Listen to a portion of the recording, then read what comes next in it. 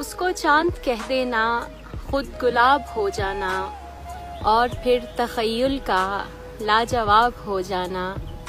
ख्वाहिशों की मर्ज़ी है जिस जगह भी वो चाहें, कैद में पड़े रहना, बाज़याब हो जाना।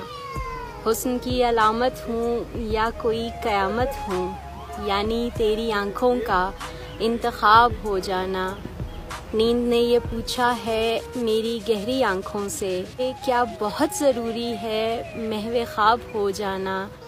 झाड़ कर अलग रखना गर्द से अटा माज़ी, झाड़ कर अलग रखना गर्द से अटा माज़ी। शेल्फ पर पड़े रहना, खुद किताब हो जाना। हो तो ये भी सकता है बर्फ़ आग जैसी हो तो ये भी सकता है बर्फ़ आग जैसी हो। ये भी ऐन मुमकिन है संग आब हो जाना। उसको चांद कह देना, खुद गुलाब हो जाना, और फिर तख़य्युल का लाजवाब हो जाना।